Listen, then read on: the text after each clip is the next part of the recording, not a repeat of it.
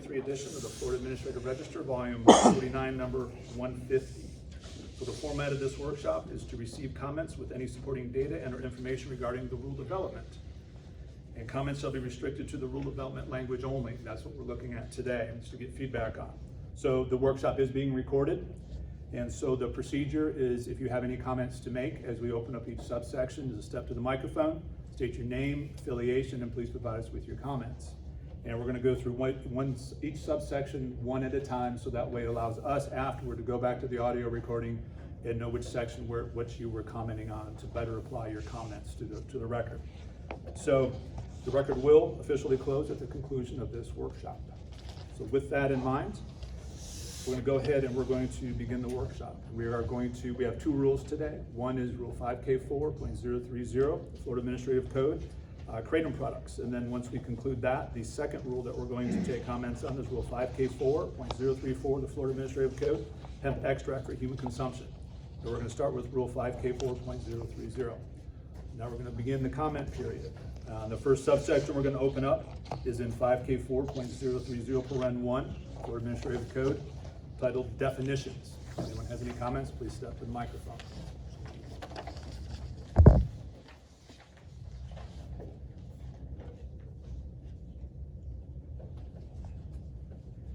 Okay, seeing no one stepping to the microphone and no comments, we're going to close that subsection and we're going to open up the next subsection, 5K4.030, paren 2, Florida Administrative Code, permits.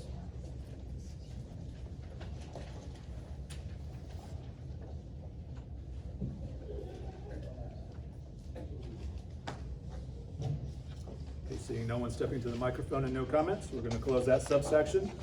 Move on to our next subsection, 5K4.030, paren 3, the Florida Administrative Code, packaging and labeling. Any comments?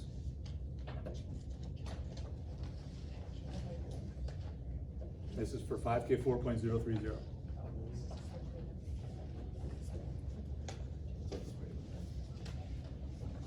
All right, seeing no one stepping to the microphone and no comments, we're closing that subsection. We're going to open up our next subsection, 5K4.030, paren 4, the Florida Administrative Code, age limit for Kratom. Any comments?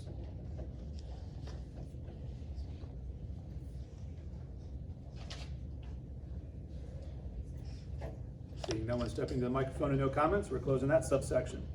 We're going to move to our next subsection, 5K4.030, paren 5, the Florida Administrative Code, penalties. Any comments?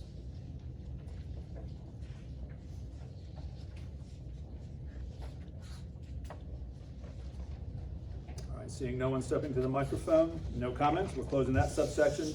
We are now moving to our next rule, which is 5K4.034, the Florida Administrative Code, hemp extract for human consumption. We're going to open up our first subsection, 5K4.034, paren 1 of the Florida Administrative Code, products. Do we have any comments?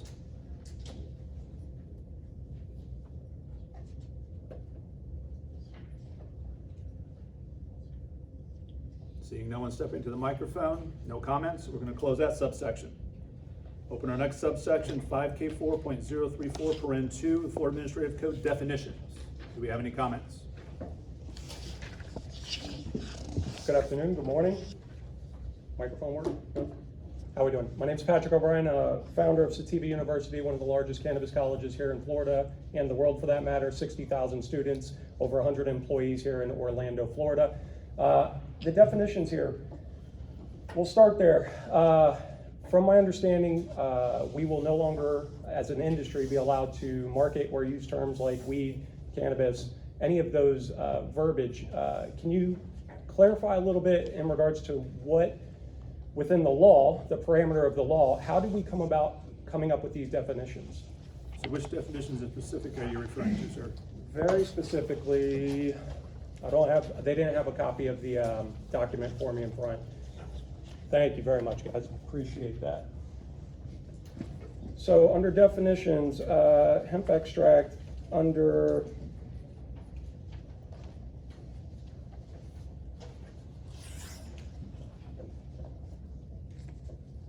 did we back this up? Should have been turned back to the page. Yeah, no, I don't see it. Under which subsection was it?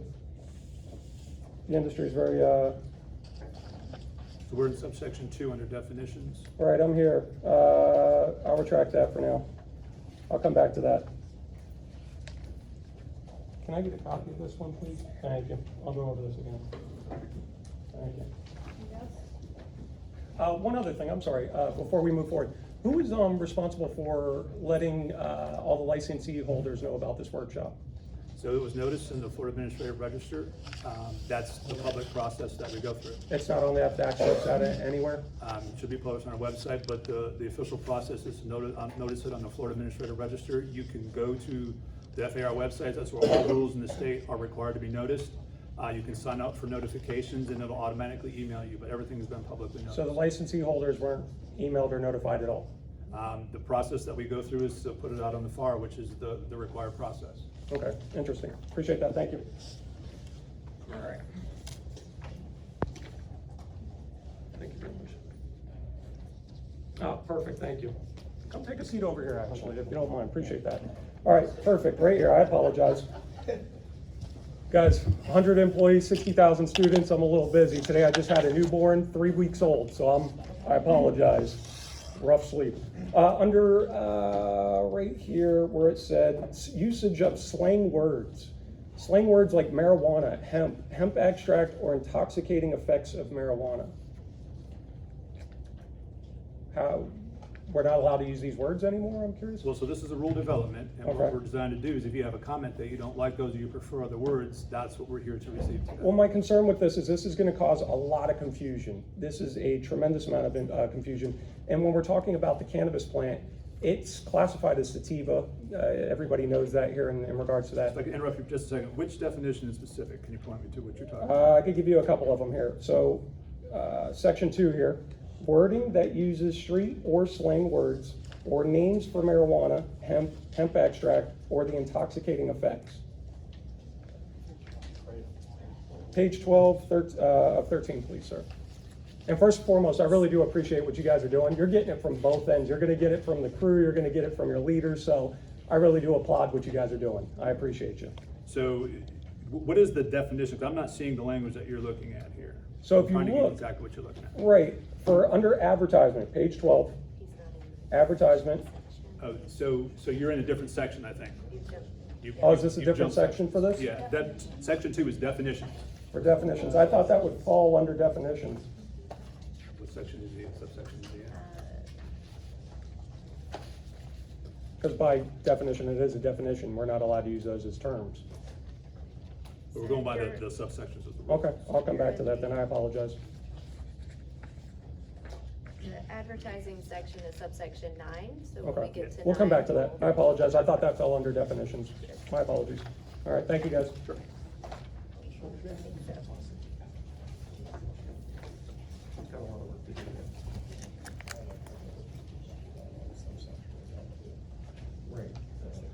Good afternoon, I'm John Paulette of the Pennington Law Firm here in Tallahassee. We represent the Florida Healthy Alternatives Association, and we have several of their members here who will speak following me. We're specifically concerned with the definition being put forth for the term color additive. The Department of Agriculture is proposing to incorporate the federal rule definition for color additive, but they're not incorporating the full scheme work that the FDA has used for color additives. And so we would request that you consider the full regulatory framework for the use of color additives. And we have individuals here who will speak to why that would be important and how this definition by itself, in addition to another section that we'll get to shortly, would decimate the industry and make the food product that hemp is used in unedible, not desirable for anybody to eat, and it just would not help the industry continue to thrive in the state. I'm going to introduce J.D. McCormick. He is the CEO and President of Florida Healthy Alternatives, and he'll make further comment on that. Thank you. Thank you. Just appreciate you taking the time to speak with us here today. First and foremost, he introduced me, but I am the president of the Florida Healthy Alternatives Association. The vast majority of our memberships operate in the hemp industry in Florida. Our membership spans the entire supply chain from farmer all the way to retailers and consumers. Our association worked very closely with the legislature on this new statute that went into effect July 1st. We have three main concerns, but I'll speak to the one speaking to color additives currently. Our first concern is the overreaching extensive color additives list. The list of 77 additives you have proposed to remove from the market are federally legal approved color additives. Many of these are ingredients that are used for multiple purposes in recipes, from preservatives to processing aids to flavoring, and some even serve as antioxidant and anti-inflammatory. If you would allow me, I'd like to introduce one of our members, Ernie Ciascio. He's a manufacturer. Thank you. Thank you. Thank you guys for being here and allowing us to speak. My name is Ernie Ciascio. I'm the Chief Operating Officer of Savage Enterprises and Vice President of Honest Manufacturing. We're a top 3 manufacturer of hemp-derived products in the United States. We started to relocate our manufacturing facilities to Florida about 8 months ago. We took Governor Newsom seriously when he said Florida's open for business. We've spent over $2 million on a facility in Florida, relocated over 50 families, and we have 200 employees in Orlando. What this rule does is it affects us on several levels. One that hasn't really been discussed in the rules is that we manufacture products not only for Florida that end up in the Florida retail channel, we service 37 other states, and product flows from our facility to other manufacturers and other states and their retail distribution. This rule, as written right now with color additives, would make not only myself, but every other manufacturer that's using interstate commerce around the country, it would render us, not competitive. Other states that don't have color additive rules would be more lucrative, and that's not why we came to Florida. That's not why we relocated 50 families and have, invested over $2 million. So I hope that we'll be able to, get some clarity with the rules in regards to color additives in general for Florida, but really, drive and drill down on how this is going to affect manufacturing that goes to interstate. Thank you. Thank you. If I could just for a moment insert, just so everyone is aware kind of the process. So this is the rule development process, and I apologize for not explaining this earlier, but I think this is a proper time to do that. This is where we get all the ideas and suggestions and specific comments of what you like, don't like, would like to see, would not like to see from this. So any specifics you can provide as to what we have in these particular sections, that's what we welcome. Once we take that information back and we review it, then we move into what's called proposed rule. And that's where the language becomes a little bit more solid, a little bit more codified. It is publicly noticed in the FAR as well. And then if needed, we have a number of processes that go from that point. So this is the very early stages of that, just so everyone is aware of the rulemaking process. A 30-second follow-up. Do you want me to be more specific on the record of how that affects in regards to edible manufacturing? Well, in particular, what language, if you have language recommendations, that's correct. what we would.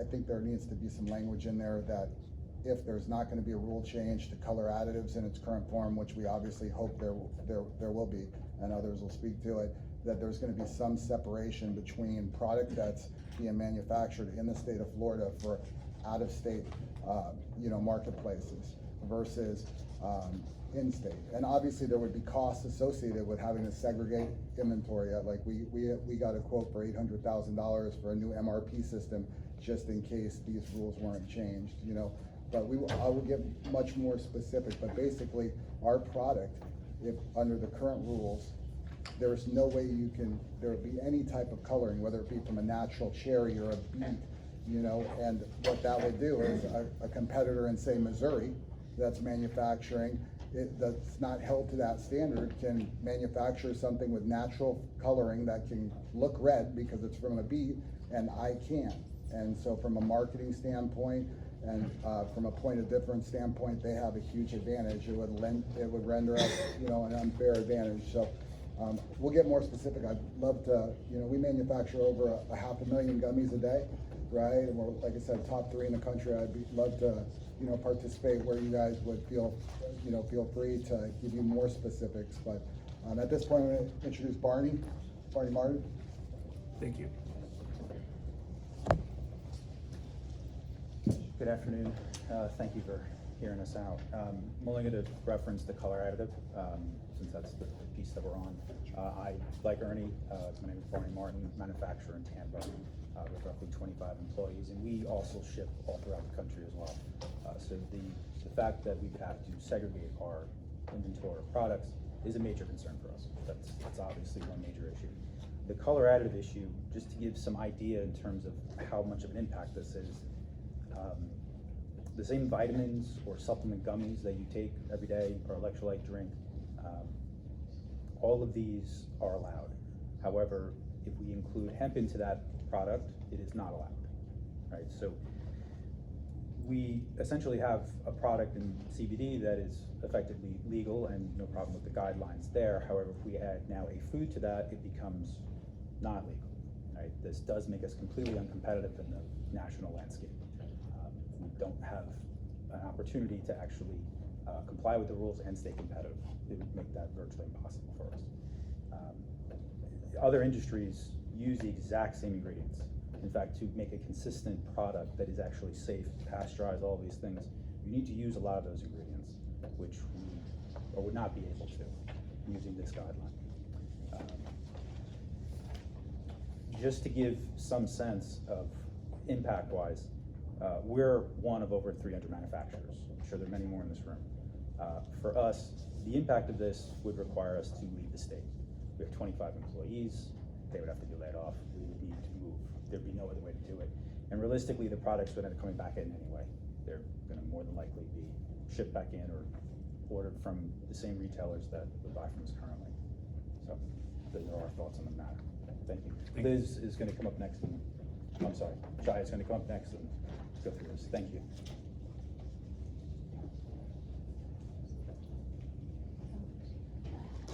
I'm a little short for this. Hi, I'm Shai Ortiz. I am a mom. I have lupus, and I'm also the CEO of CSG, which is a retail location in Brandon, Florida. I'm here today just because it was a very big part of showing up. Can we get this louder? I can't hear it. Is that better? No, it's not No, much it's better. not. It's not mic'd into the house. It's I only don't into think a the microphone's recorder. on. It's recording, is what it's doing. Oh, it's okay. not for us to hear. There's Yeah, plenty we've of got seats plenty of over here if seats you over guys here. want to move over. Yeah. It's not mic'd into the house. I could see it's just into a recorder. Yeah, unfortunately. Well, we're talking about color, so I'll just speak a little louder. I also am Puerto Rican and a gardener, so I got this.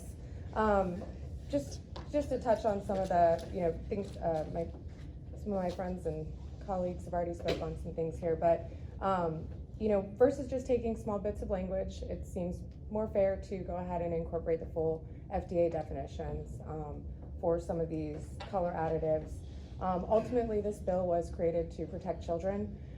Removing vegan additives, I don't really think has much to do with children. A lot of these additives are currently in most food stores, most Whole Foods, most places. So the language just seems, in my opinion, unnecessary. And we are manufacturing some of our own products, so it seems a little egregious. As far as protecting children, I don't really know how any of the language here really goes for protecting children. I am a mom, and I carry all these products in my house. I haven't had an overdose ever, and my kid's just fine. And not having these extracts in it don't make a difference. So I'm gonna introduce Brandon. He kind of feels similar to me. We're both partners in business. Okay. Thank you.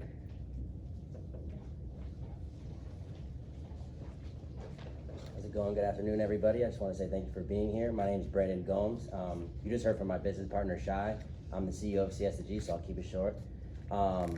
We're a small business based in Tampa, Florida, a hemp dispensary.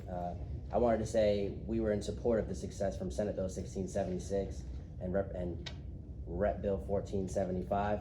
I believe we had success there. And then a couple of things with the color additives and more came to my desk, but we're on color additives right now. There's a lot of people in the building that can speak to the science of it. So I just urge we listen to everybody. And essentially, if this is passed as is, we'd have to completely reboot and start over our small business. Don't know if we'd be able to survive. So I think there's things that we could change, and I'm in support of changing a few things and being here to support that. So thank you guys for your time. Thank you. Good afternoon. My name is Trey. I'm a employee for Florida Hemp Distribution, and I was asked to read the statement by my employer who was unable to attend. So everything is from Alex Pector, CEO of Florida Hemp Distribution. I was under the impression that these rules are being created for the new hemp law that was passed in July, and now FDACs must create rules based on the intent of the law that was passed. My question is simply, where in the law that was passed does it even mention THCA? It doesn't mention THCA a single time. Therefore, does FDACs get the authority to create the rule in section 2, letter G? This mathematical equation to redefine what hemp is. It does not match the federal definition of hemp under the 2018 Farm Bill, and is contradicting federal law. Also, in regards to section 2, letter G, the new hemp total THC definition contradicts with federal legislation. I'm not saying that because of these rules, FDACs is a puppet to the Trulieve monopoly. I'm saying that these rules looks like FDACs is a puppet to the Trulieve monopoly. Thank you for your comments, and a point of clarification on the rules. The document that you're seeing, for those of you that aren't familiar with rule development and proposed rule, language that's not underlined is currently in department rule. It's not new, it's not being proposed. Language that's underlined or stricken through is the language that's moving forward for a potential change. So if you see anything that is not a strike through or is not underlined, that currently is the requirement in Florida. Okay, these rules have been on the books since 2020. So anything in here that's not underlined is currently in effect, just so everyone understands the formatting for this. Hi, my name is Nate Jurowitz, and I have a ministry called Christians for Cannabis. I'm also a citizen journalist for the Canna Chronicle, which is the largest Florida-based cannabis news publication. And in just the past 6 months, I've personally visited over 200 hemp businesses. These include smoke shops, creative and kava lounges, convenience and health food stores. And you know what, the one thing I noticed is I haven't seen any of the Skittles and candy-like packaging that Wilton Simpson seems to continue to push over the news as if it's some ridiculous epidemic. It's been my observation that the legal hemp businesses aren't the ones selling to the children. Sir, is there a definition that you're referring to in here? Yeah, I'm talking about like why we're having this whole meeting to begin with. Okay, but we're on a subsection talking about definitions, so if you've got a comment or a suggestion on a definition change, that's why we're here today, to bring out this subsection. If we really want to protect children, we should include potency testing requirements and warning labels on the package and each individual consumable. All we're doing is we're adding a bunch of color additives to make it completely outlaw the hemp industry, because Wilton Simpson and Ron DeSantis are taking hundreds of thousands of dollars from Okay, Trulieve. sir, is there a definition? I'm still not hearing a definition. The real reason that we're here is because Trulieve lobbies people. Okay, sir, is there a definition that you're referring to? Yeah. Which one in particular? Most of the proposed color additives are actually ingredients, and that given the cozy relationship with Trulieve and FDAC's leadership, Wilton Simpson, it leads to one to believe that these rules are not to protect children, but rather to put mom and pops out of business. Do you have a suggestion for the definition? Yeah, we need to not do this. All right, thank you for your comments. Thank you.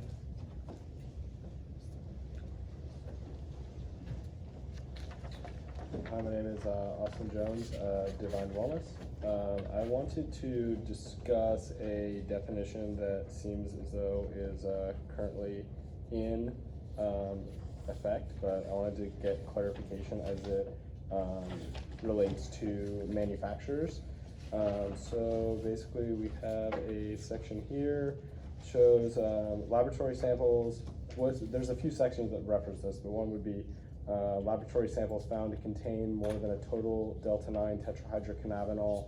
So just, we're in subsection 2, so on definition, so which definition are you? I see it's under, I don't know if it's under a definition, to be honest. Okay, yeah, we'll get to future sections as we go through.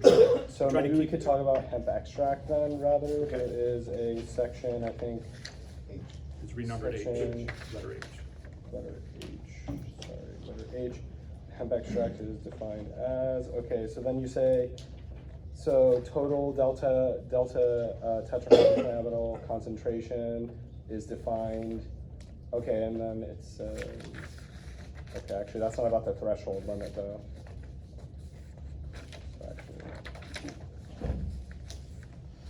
I don't know, maybe perhaps it's in the wrong section. Yeah, it just helps us keep the comments in order when we go through and review these, if we keep them into the subsection, so, yeah, Can if you you've tell got me what a, subsection that is, that I'm referencing?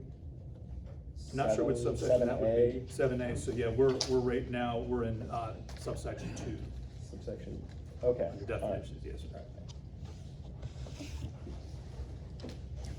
Just one question, under P and Q, what does this have to do with the children?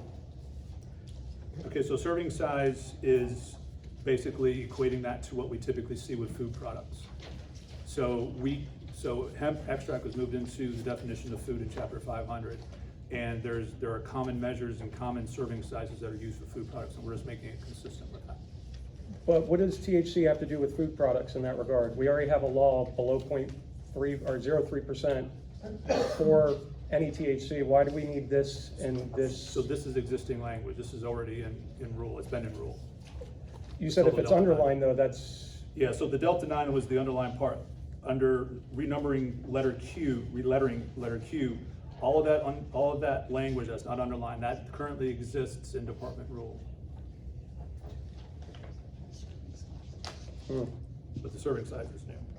It's yeah, the proposed. serving size is new. That would actually change quite a bit in the industry currently. A lot of products on the shelf right now. I'm just curious as to how that protects the children. So again, if you have a suggestion, we're happy to hear your suggestion. Yeah, that one there, I'd just strike that out because you already have it in written law. There's no need to change anything. The law is the law. I mean, with these rules, you already know if these rules aren't, abiding to the law, then all that does is cause a lawsuit for the state and cost the state millions of dollars. I mean, if you just remove that, I think you guys would be onto something. Cool. All right, thank you. Yes, thank you.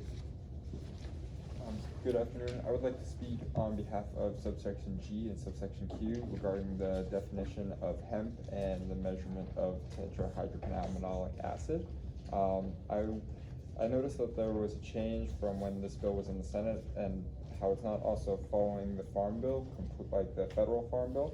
I was wondering if I could propose maybe putting under similar regulation on how FDAX controls Delta 8, where we could be required to have certain packaging, and regulate how we produce and output the product, because right now this would take out a lot of small businesses. Like I run a local business and I employ a lot of college students, and I'm a college student myself, so take out my business currently with the change of definition in the law.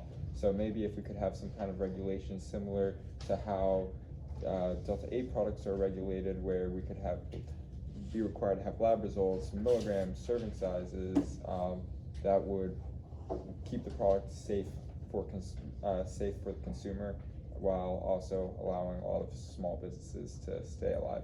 Yeah, if you have any specific detailed suggestions, that's this format, so feel free, you're welcome to provide those. Gotcha.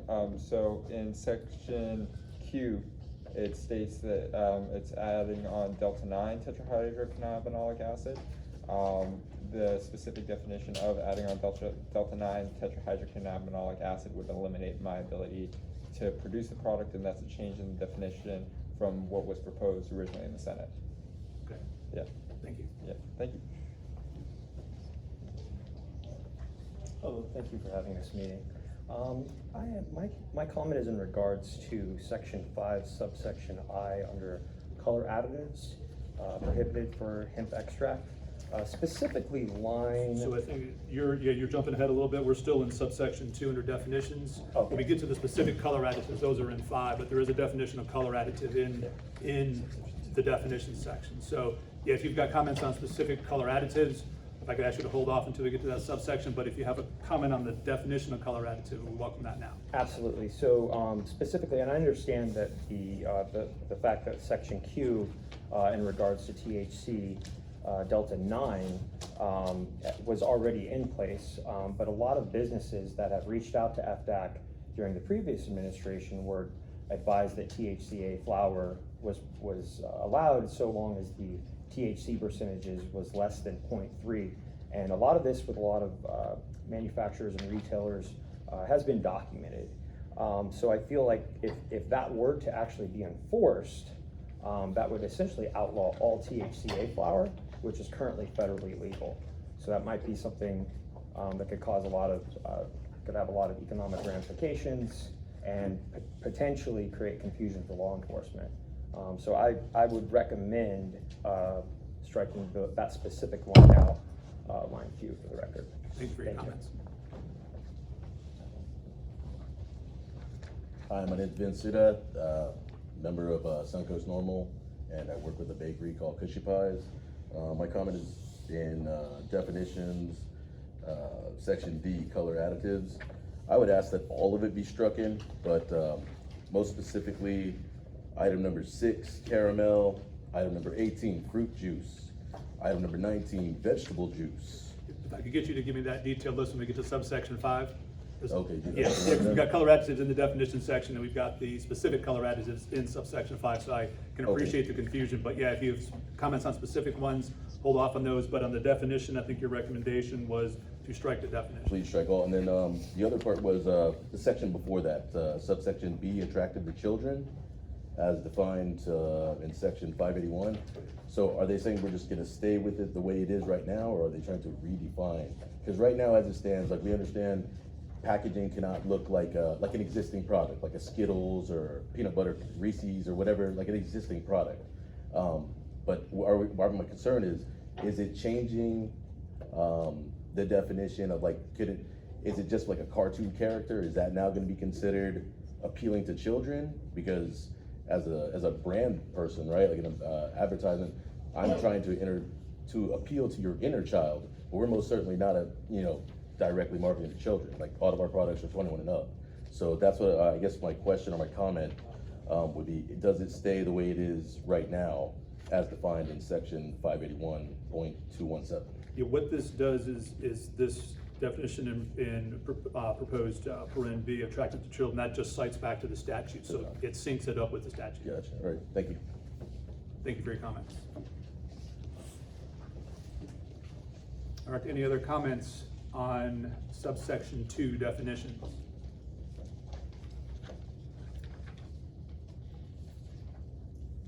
All right, hearing none and seeing no one else coming to the stand, we're going to close that subsection and we're going to open subsection 5K4.034 paren 3, the Florida Administrative Code, permits. Any comments on subsection 3?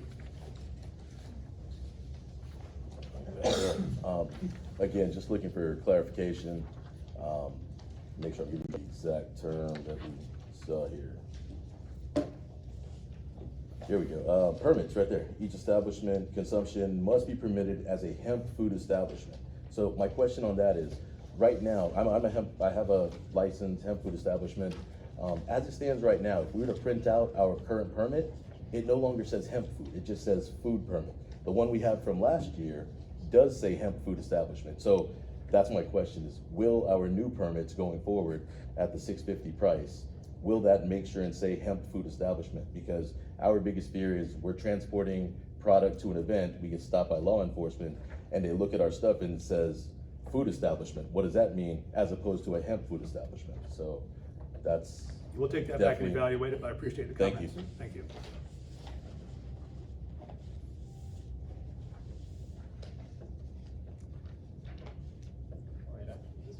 Permitting section? Yes, Yeah. sir. Okay. So, I don't have a specific ruling for it, but I wanted to ask if it could be considered that processors and manufacturers could hold a separate license in regards to the requirement of remediating product or raw material that falls outside of that 0.3 threshold. As currently we have raw flour that needs to be tested at the farm, and it needs to be 0.3% pre-harvest. And then there's requirement that the hemp extract that the product is made of is tested at the retail level, but everything in between is kind of unstructured. And I think that there needs to be laid out protections for hemp manufacturers in the state that are, taking this product. I mean, even that hemp flour, once that pre-harvest COA is taken and it's sitting, that composition is changing. The manufacturer is going to have to, take that product, process it into that hemp extract, which is going to become more concentrated, and then further remediate down that product to an acceptable level where it's under the threshold for retail consumer products. I think there is a federal requirement in there and a DEA issue as well, which will be outside of the scope of our authority. Well, the DEA, well, I guess it's just a question of if we can make comment on it, because currently there's precedent for what's called a work in progress material. But basically FDAX doesn't have any explicit directive, and it creates confusion between Department of Agriculture rules, federal rules, and local law enforcement who are starting to kind of meddle their hands into this situation. So really it's just kind of an opportunity to see if we can create a structure where there's protection for processors in the state, so that, you know, there's clear guidelines of how law enforcement should handle, you know, if they feel that there's a problem between, you know, whether a product is hemp or if it's cannabis, if it's under or over the threshold. Currently, law enforcement is still using practices, you know, and this is happening with license holders where, you know, people are receiving packages and they're using canines that are trained using terpenes. You know, they can't tell the difference between a legal hemp shipment or a cannabis shipment. They're also using field tests that are unable to tell if a product is under or over the threshold, and unable to tell the difference between multiple types of THC, including those that are legal, such as Delta 8. Yeah, that's going to be a bit outside the scope of this specific rule here, but we appreciate you putting the comments on the record. Thank you.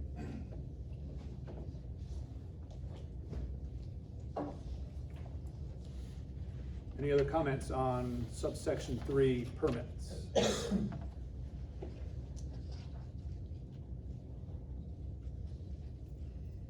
All right, hearing none and seeing no one else coming forward to the microphone, we're going to close that subsection. We're going to open subsection 5K4.034 paren 4, Florida Administrative Code requirements. Do we have any comments?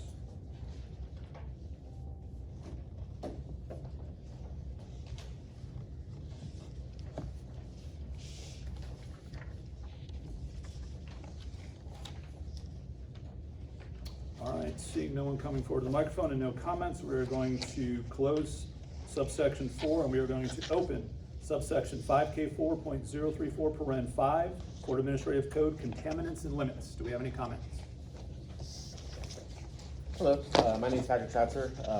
I'm with Sun Flora. We do business as SunMed, your CBD store. We have 420 locations throughout the U.S. and 66 locations in Florida. My concerns with 5 item I, the color additives. These are all additives that are federally allowed under 21 CFR 73A. So these are all functional color ingredients. These are all like, we use turmeric in one of our pills for like hunger suppression, or like caramel, carrot oil. These are all commonly dietary supplement additives. And they're not added just for color, they're functional ingredients.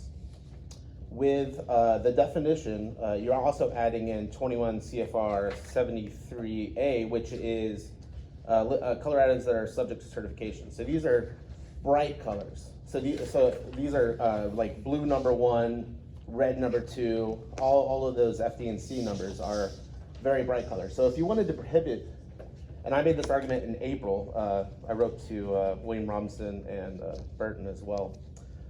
If you want to prohibit like bright candy colored things, prohibit those. Prohibit 21 CFR 74A, because that's all the bright stuff. The other stuff is a lot more like turmeric is like a very dark orange. It's all very like subtle colors, and you know, prohibiting any kind of color additives to hemp ingredients or hemp extracts would be the only state in the U.S. to do so. Now, you do see this in medical marijuana. It's very common for the state to prohibit any kind of colors. You get like a clear gummy. So we actually had our manufacturer during this debate earlier, because I was part of the previous session lobbying. We made a gummy without color additives, and they're unidentifiable from each other.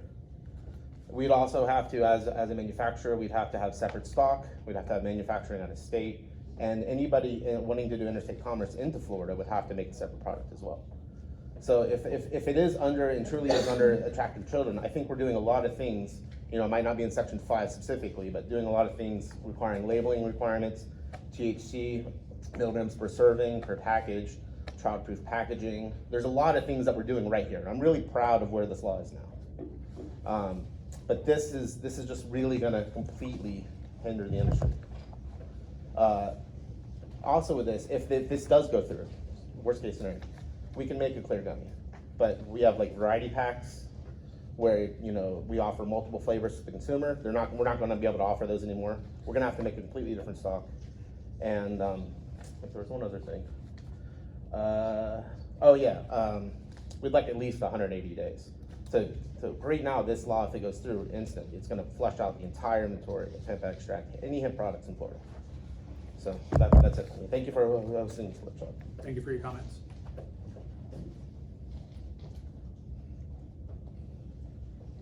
Thank you again. It's John Follett with the Pennington Law Firm here in Tallahassee.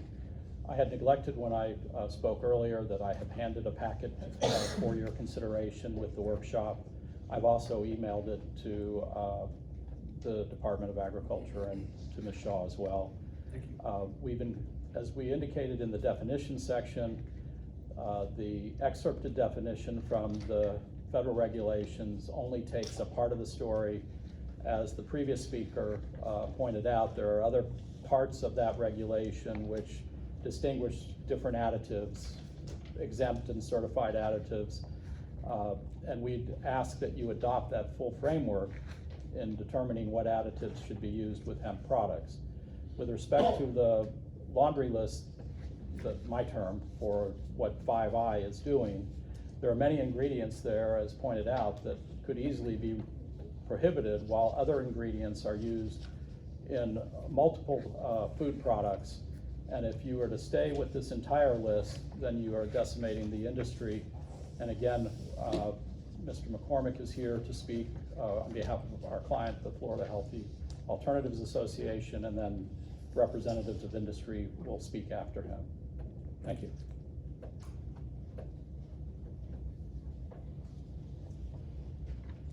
Thank you, John. Again, just for the record, my name is JD McCormick, President, Florida Healthy Alternatives Association. I just want to reiterate, our first concern is the overreaching, extensive color additives list. The list of 77 additives you've proposed to remove from the market are federally approved color additives. Many of these are ingredients that are used for multiple purposes in recipes, from preservatives to processing aids, flavoring, and some even serve as antioxidant and anti-inflammatory. I would like to introduce Barney Martin, a manufacturer, and maybe speak in more detail about that. Thank you.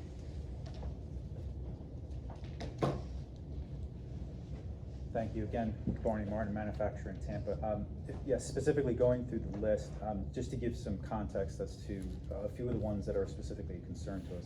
The annetto extract, that's actually used in most gummies now as a color and flavoring, and not necessarily either CBD or hemp-derived ones. It's a natural ingredient, I shouldn't say natural ingredient, excuse me, it's a normal ingredient used in the manufacturing process. In fact, most of these are going to be found on most ingredients you can see in a standard gummy that's commercially made, right? Something that's not commercially made wouldn't necessarily have these, but a commercial product that would be at the same standards would require these. Okay, so that would be the first one. The grape color extract as well, the fruit juice, the vegetable juice, the carrot oil, turmeric as well, not only used for certain properties, but does have a coloring component to it that is useful in manufacturing because there is no major issues when it comes to sensitivities. Those are the major ones that if you look at almost any ingredient on a gummy, they will contain those. Thank you. Thank you.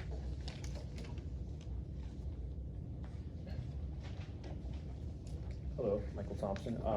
Speaking specifically on Section 5, subsection I, color additives, line 57, chocolate brown. Does that mean that like either a hemp-derived THC or CBD chocolate would no longer be permitted? Yeah, with these color additives, if these were to be promulgated into rule, then any product that fell under 581.217 could not have those. That's what that would mean.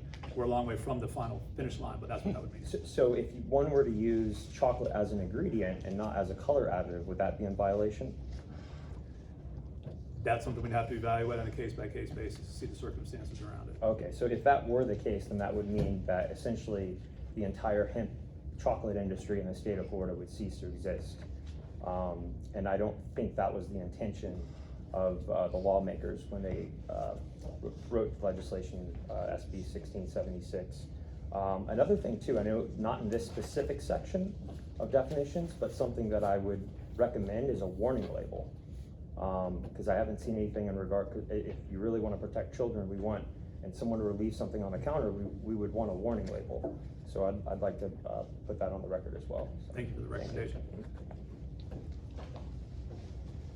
Thank you, guys. Follow up, I just wanted to briefly, drill down on the economic impact of the color additive into the state of Florida. So the brands that either we manufacture for or that we own ends up to be about $1 billion in retail sales, of about 15% that's in Florida, 10 to 15%. What's going to happen is all the brands that we manufacture or that I own will immediately have to move manufacturing outside of Florida. And immediately that's gonna impact 200 employees in our Orlando facility. They'll be unemployed in a tough environment for finding jobs.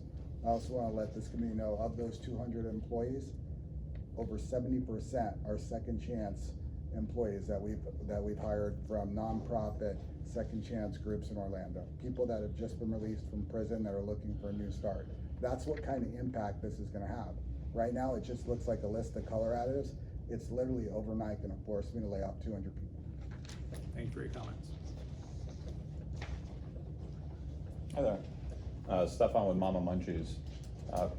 Can you clarify the vegetable juice and the fruit juice? For example, if you have a strawberry kombucha, would that be considered an additive? Potentially, again, we'd have to look at a product on a specific basis. And so these were drawn from, from the FDA color additive list. And so we'd have to look at everything, which we do on a case-by-case basis. So will you be giving a specific approval to manufacturers on labels and ingredients, similar to TTB? So we don't have a label approval process. All manufacturers would have to follow whatever rules and laws are in place at the time. Okay. So how can we get clarification then if this does pass, before we print millions of labels, whether it is in compliance or not? Again, similar to TTB. Yeah, it's something we can talk about offline in terms of your specific situation. Okay, thank you.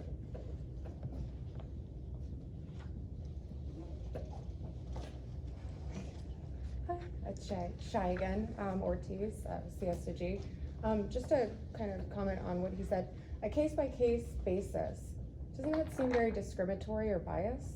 No, because there are other factors that go into every case. And so if I were to say no for you and you've got other factors that would be involved, we evaluate everything on a case-by-case basis with all the factors and circumstances. But again, I think we're getting outside of the scope of this rule development process. Yep. So if there's something you don't like in here and want stricken, that's what we would like to see recommended, or something you'd like to see added.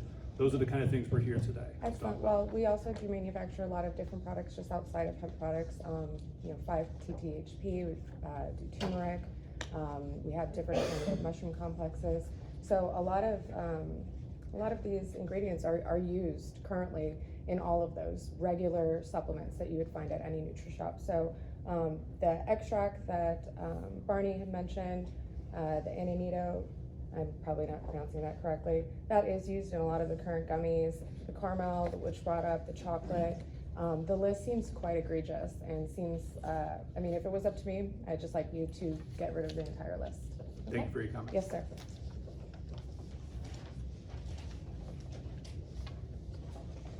Thank you, guys. As again, I mentioned, I have a premium hemp dispensary in Tampa, Florida, and referring to section I here, I see Carmine on there, and that's in our products. I actually learned about that not too long ago, and I put it in our products, and if I'm not mistaken, somebody could correct me, but it's from like beetles, or it makes the red color, and it's vegan, so we thought we were doing good.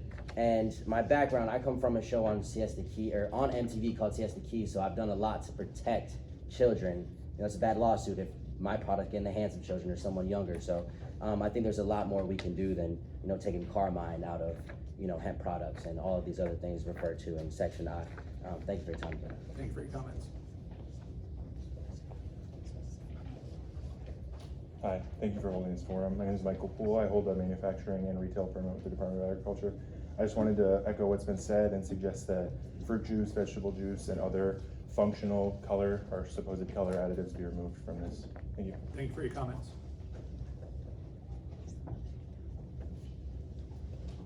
It's John Paulette with the Pennington Law Firm. May I make a further comment? Absolutely. Thank you. In this list of 77 color additives, you had indicated that you had pulled that list from the Food and Drug Administration's list of color additives. the issue is, this list that you've developed are a list of all the color additives that are prohibited in hemp food products. Hemp is an established food product. It was legal before the change in the law, and it's legal even after the change in the law. So that status has not changed. And yet what's changing on this rule, where I don't find express statutory support for you to prohibit all of these additives in the food product that is used with hemp extract, is it's over-inclusive of all of those things. So we would ask that you consider the goal that you have as an agency to comply with the statute. The assumption is that you're doing this list to avoid attracting children to the food product.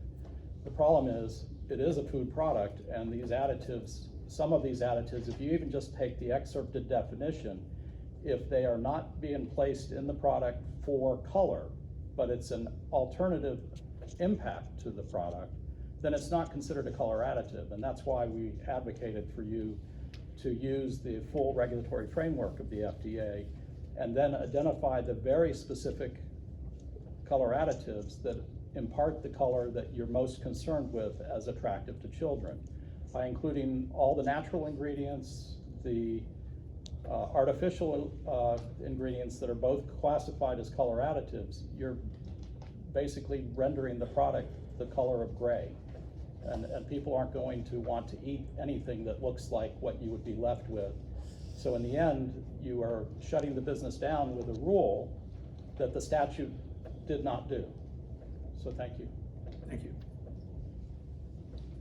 It already came up here, but I just want to put on record Title 21, Part 70 of FDA.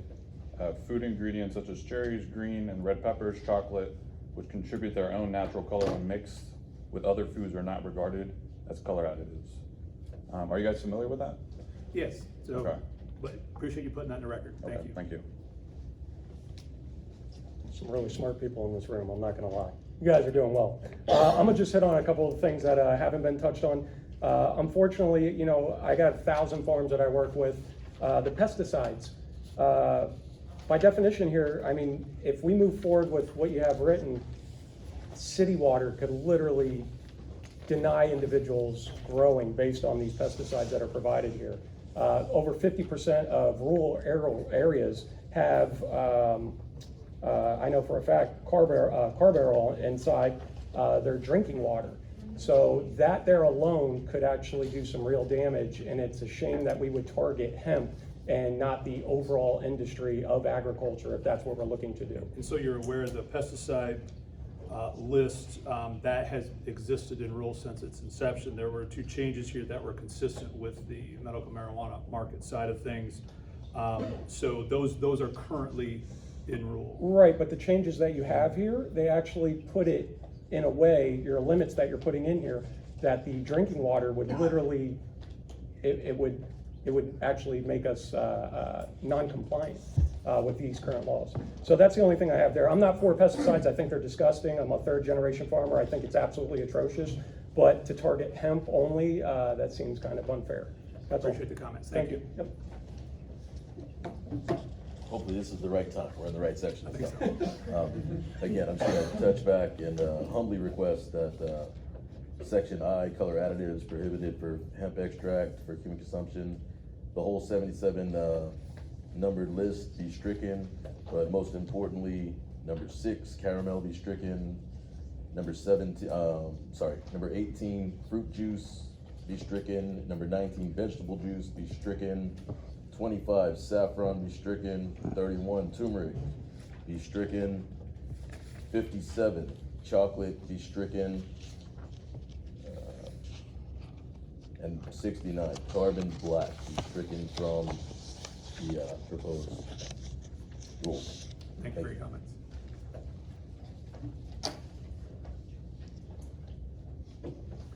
Any other comments on subsection 5, contaminants and limits?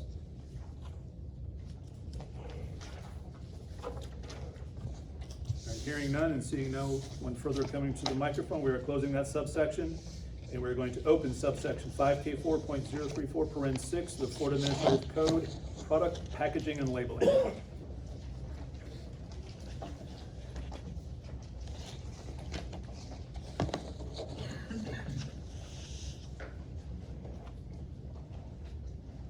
Again, it's John Paulette with the Pennington Law Firm. In your materials that we handed to you, we've included some documentation from the state of Vermont.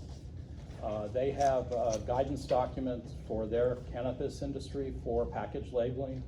And while it is not exactly comparable to Florida, it does help in defining and giving examples that would help industry in determining the kinds of packages and labels that would be considered attractive to children versus those that are not.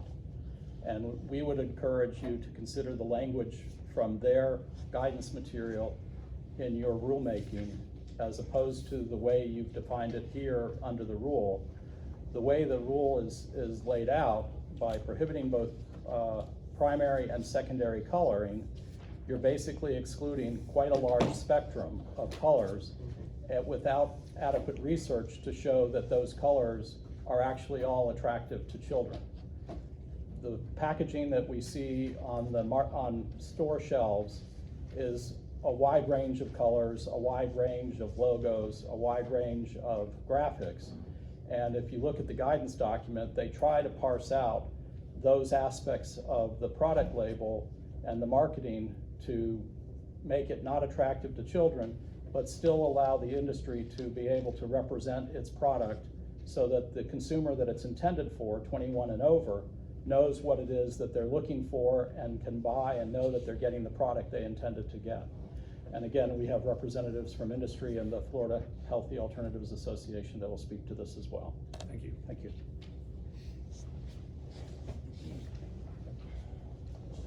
All right, and just for the record, J.D. McCormick, President of Florida Healthy Alternatives Association. The elimination of the use of all color in packaging effectively kills a multi-billion-dollar industry in the state of Florida.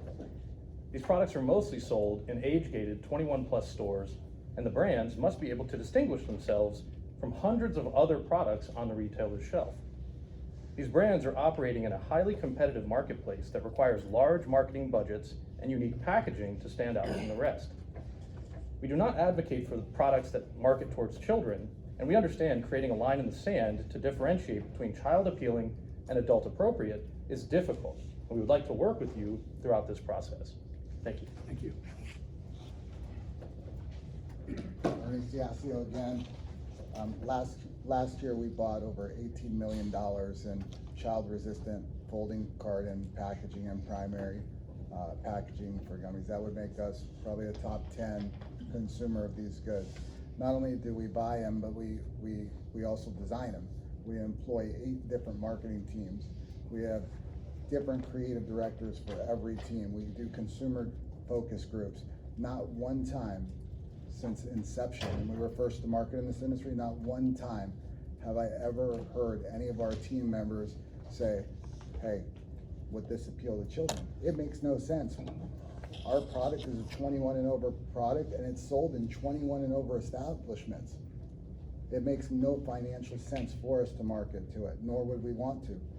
I guess my comments to this forum, and after I'm going to have 2 experts from one of the top packaging plants in Florida come up here and share their experience, is why are we focusing on trying to stop something that's not happening?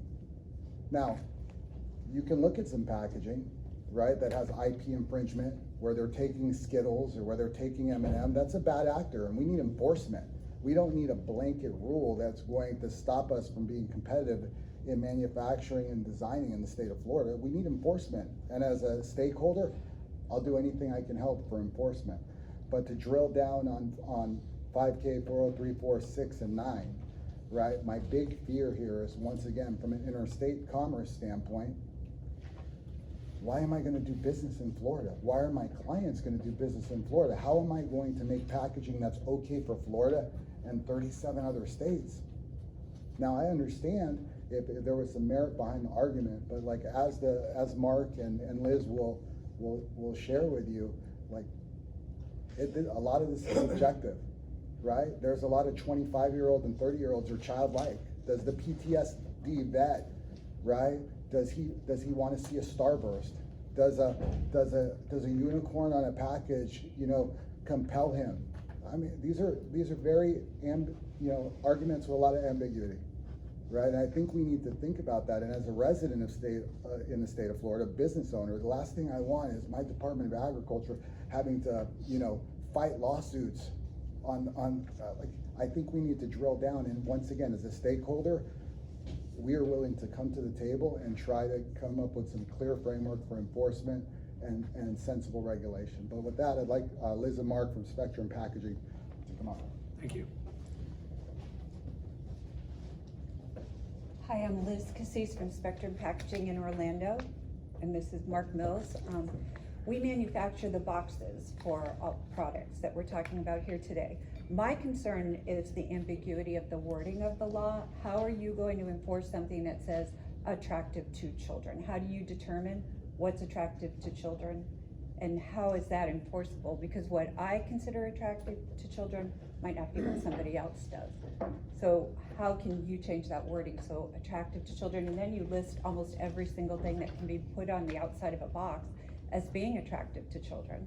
So, and then my second part of that question would be, where does the onus come to the adults whose children these are? Where is their onus to protect their own children? Why is that something that a 21 and over product has to protect? Yeah, so the attractive to children is in statute.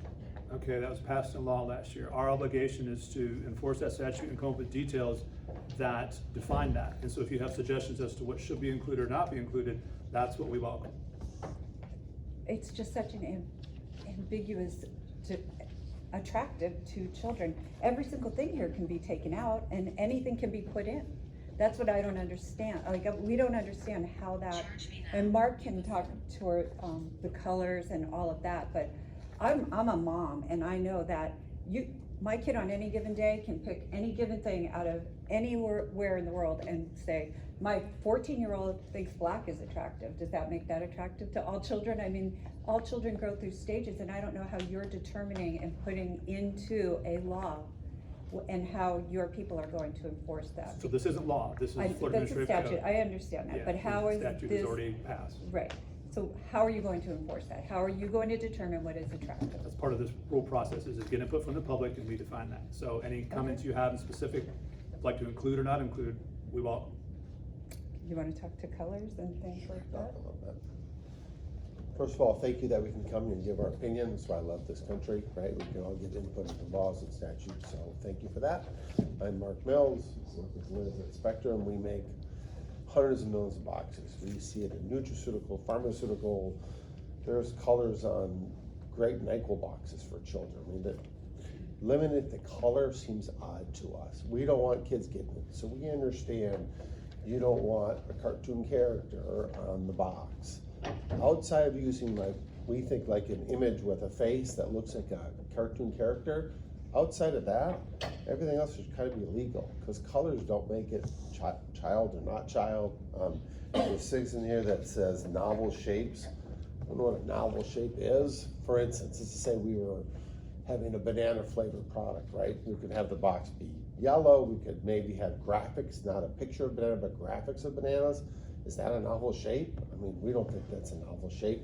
Now, if you made the banana with the top hat on and talking, come eat the bananas and running through the box, now you made it a cartoon character, maybe that would be illegal, but to not be able to use graphics and colors and packaging seems like an overreach in our opinion. Thank you. Thank you. Okay, I do have a suggestion. So in paragraph B, where it says attractive to children, I think that you need to stop there, not include every single thing in the world that could be attractive to children, and the same thing in paragraph C.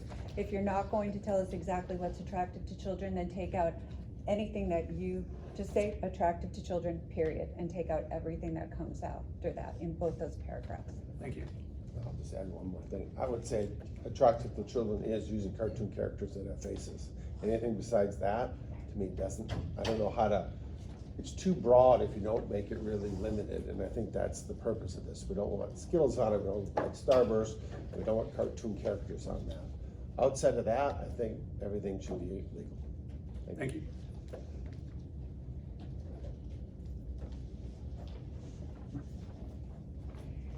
Hello, So Shire Teas again. So while I own a CSOG with Brandon, my full-time job is the CEO of Deserve. And what Deserve is a marketing company, and I market with tons of businesses. We do web development, we do all kinds of very cool things. So I have some concerns here, and there's a lot that I'd like to see removed.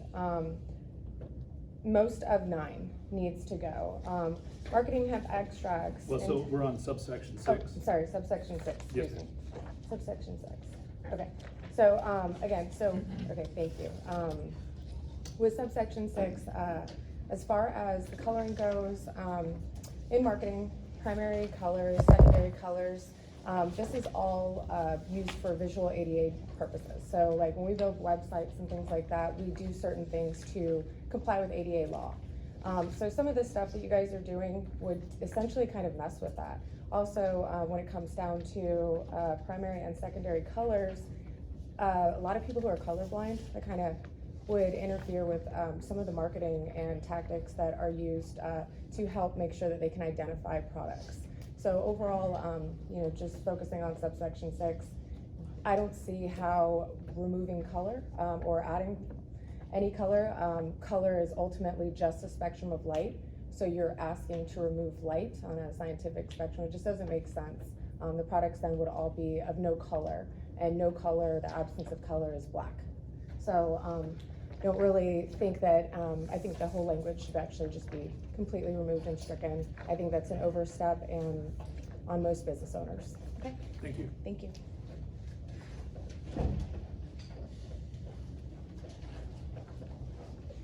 Brandon Gomes, CSG. I just wanted to talk about section 6, specifically line B, specifically the part saying, including the use of bright primary and secondary colors. I believe that is just too broad to even put on paper. I think that whole thing should be taken out.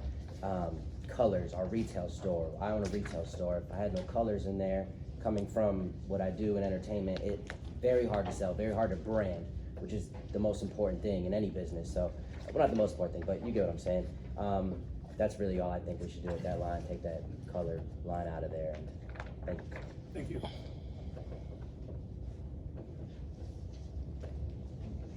Gary with Cloud Smoke. I wanted to also point out in section B, when it goes for colors, if I could request that to be taken out, but also as far as like cartoons or licensed characters, I feel like we should be able to promote, as long as it's not regarding any form of children's show or anything that would appeal to someone under the age of 21.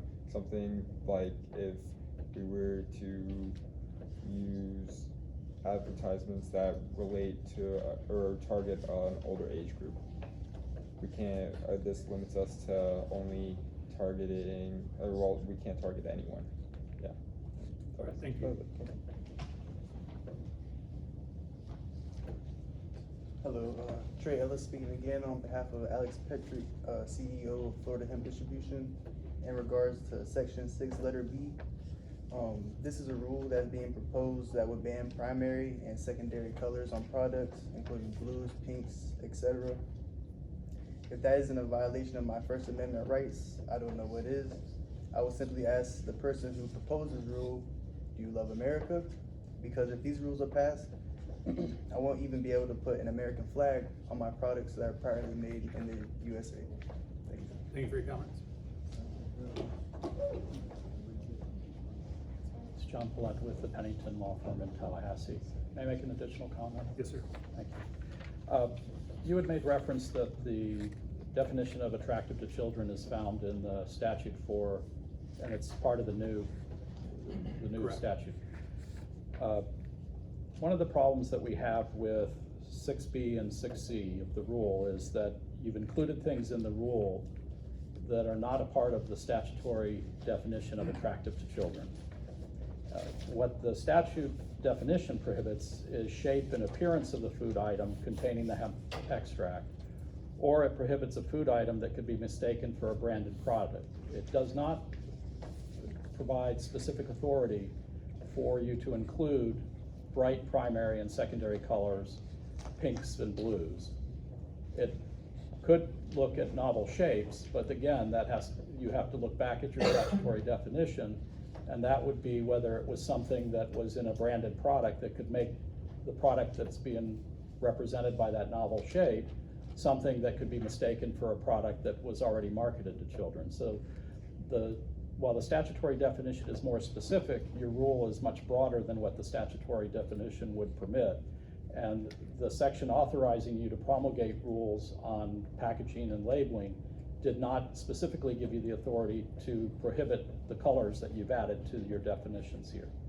So we would ask that you again take a look at the regulatory framework that we thought provided a good example of a direction to go on packaging and labeling. Thank you. Thank you, we'll take a look at that. Hello, Patrick Schatzer again with Sunflora. 6L, a scannable barcode, quick response required to directly link to the application, the COA. So the industry standard right now is a QR code that links to usually what's a lab reports landing page. So the way that this reads, and maybe it's up for interpretation, is that it would have to directly link, scan the QR code, directly link to the COA. That's not the industry standard. The industry standard is to list a batch number and take you to the lab reports page. So that's what Charlotte's Web does. That's what CBDMV does. CBDFX, SunMed. That's what majority of the industry leaders use. So this would require maintaining and updating a database of QR codes. Every single batch would have to have a different QR code. It's a label nightmare. When we're trying to be compliant, I think the easiest is to point to what's currently the industry standard. So just to add to that, the intent of that is to allow the consumer to get to a lab report without having to search for 5-10 minutes on somebody's webpage to try to find, hopefully they find it, which is what we find. Right. So if you have suggestions as to how that should read to accomplish that, we'll yeah, gladly send in language, or just point to a batch number. Usually when you type in the batch number, that should highlight the COA. You shouldn't have to search through minutes. It should be readily available. So if that's up for interpretation, that would be appreciated. Okay, thank you. Thank you. Hi there, Stefan Guards with Mama Munchies. My question is in regards to the bright primary and secondary colors. How are you guys going to differentiate between the blue on this chair and the blue on your shirt? Where's the cutoff of what is considered bright? Have you guys determined that yet? So that's why we're having the workshop to vet this out and get comment from the public. Okay, because I think that could open up a whole Pandora box of issues where what's considered more of a monotone, toned down color versus bright. Because if you look at the spectrum of colors, there's a lot of variations you could have. So I think I think we should strike that through. I think bright colors, like many other people mentioned, it doesn't necessarily mean that it's attractive to children. So that's my only comment. Thank you for your comments. Quick follow-up, sir. Just would like to at some point submit to the committee a Pantone and PMS book. Those are books that identify colors. Because there's no clear-cut language, the department would literally have to go through probably 300 to 400 Pantones and PMS colors. I just think that it's something that hasn't been given a lot of thought. And so we'd like to submit that book so you can see, the follow-up work that would be needed by this committee to determine what's bright, what's childlike, what's not. Thank you. Yes, sir. One more, I'm sorry. Just touching on L&M real quick. I'm very familiar with a lot of these packages. There's a lot of companies out there. Like I said, we deal with a lot of them. Again, my name's Patrick O'Brien. A lot of them have 120, 150 SKUs. In order for them to change these labels, this would be a logistical nightmare. A number of companies that I already know of are following the current law, where on the product page, their COAs are attached to the product page and they keep them up to date that way. A number of these websites as well have searchable bars, so if you just type in the name of the product, you can take the QR to the website, type in the product, it's right there, pulls right up. This would cause quite a bit of a nightmare, so I'd change the language on that or remove that if at all possible. Thank you for your comment. Thank you. I also wanted to reiterate those comments on L&M in regards to. Can you state your name and Austin affiliation again? Jones, Divine Wellness. I wanted to reaffirm those comments Patrick just made as well about L and M, section 6. You know, in regards to industry standard for how this kind of QR works. I mean, it's much safer for companies to be able to host their own QR codes rather than, you know, if you need a separate QR code for every single package. I mean, one, it does create that labeling absolute nightmare where, you know, people print boxes, you know, like Spectrum can attest, you know, you have to print 1,000 boxes, you know, at once per SKU. So if you need a separate code for each one of those, I mean, there's a high risk of people, one, you know, messing up the codes, or, you know, two, you know, having to put stickers over every single box and then having to independently host each and every single lab test, which, you know, maybe you're using a QR code generator and, you know, and then, you know, you lose the hosting of it, and then your product that was compliant is now non-compliant. So I really do think it does make more sense to add specific language that allows for a QR code that links to a documents page where, you know, information regarding the relevant batch can be located. Thank you for your comments. Michael Poole, Astro Brew. I just wanted to mention, again, as everyone has said, that the colors in section B are very unclear and it doesn't provide a lot of guidance. And then also with section K, section M, that they shall be operational for 90 days after, linking that back to section L. If it's linking directly to the certificate of analysis through the lab, would the lab be held liable for it not being operational if that were the QR code that the company used? And then also section K, shall not be transparent or contain any portion of this is transparent. I think that's acceptable, but I think that points back that the color additive rules are kind of useless. If a closed package is not going to be transparent, then it can't necessarily be attractive to children. Thank you for your comments. Thank you, guys. Ernie Siaster again with a follow-up, just for notes to be on the record. Outside of being able to submit that Pantone and PMS book, we need to also submit tests with different packaging. Comes on different substrates. You can use SBS, you can use TMP, you can use foil board. These are all different types of substrates that packaging, you know, the raw material is. Ink will look different on each substrate. For example, for brands or products that are printed on foil board packaging, you might be able to list no PMS 321 or 320 is good.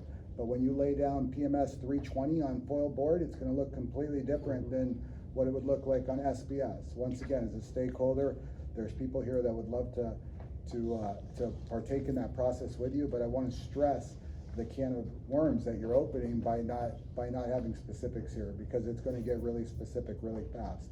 Thank you for your comments. Kushbais. I'm going to just kind of quickly reiterate what Liz from Spectrum Packaging was saying. Please strike everything under section 6, subsection B, everything after the word "or is attractive to children." So strike, including the use of bright primary, secondary colors, pinks, cartoons, animations, promotional characters. Please leave in licensed characters, so it's kind of in line with the current legislation that we passed back in before July. Next thing would be in the same section 6, subsection J. That whole section can be totally stricken because of the whole idea of getting child-resistant packages. We're a bakery. I don't know where one would buy child-resistant bakery packaging from, but all of our products are for people that are 21 and up. So this is it is creating an unnecessary expense and an unnecessary waste, like the actual packaging waste from an environmental standpoint that is unnecessary under the current laws. And then the last part in this section, touching back, is section K. The packaging for hemp extract intended for human consumption shall not be transparent or contain any portion that is transparent. We discussed this in length during House Bill 1475 and Senate Bill 1676. Went over that a lot. Senator Burton was also in those meetings and said that, you know, you want to minimize the transparency, but the idea of something still being able to see was not foreign, because we gave the example, if you walk into a Publix and you went to the bakery section and you didn't get to see, like you went to go get a key lime pie or a carrot bar cake, but all you saw was a bunch of packages that said key lime pie or carrot bar cake, how are you gonna know which one is the one that's for you? How are you gonna know which one calls to you? So as a person, as any of us, consumers, we consume with our eyes long before we taste it.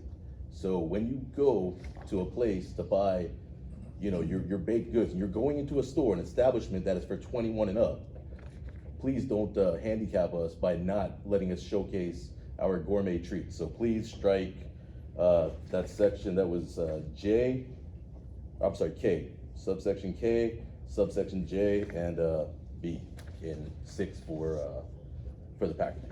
Thank you for your comments. Thank you.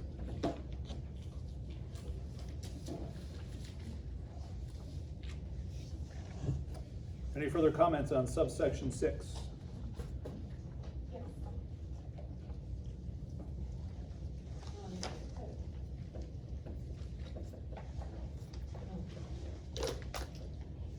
Shy Ortiz, and I'm coming here as my marketing self right now. Just on behalf of all the business owners here, we definitely should reconsider what they were saying in regards to the direct linking for the the certificates, excuse me. And the reason for that is this will also be costly to most business owners. They'll have to most likely get with their web developers every time they decide to add another QR or another scan. Also creating additional pages, while they might backlink, they create bogging down and slowing down the websites. So you could essentially, by having to have these thousands of QR codes, render their business online or their e-commerce business just not available to consumers because the website's just too slow. And I think everybody here has definitely exited a slow website before in their life or become impatient. I know most of my consumers, if it's not 3 clicks, then they don't want to do business with me. So just to put that in there, I think that is just an egregious rule that's unnecessary. Okay, the way that we're doing it currently is awesome. Thank you for your comments.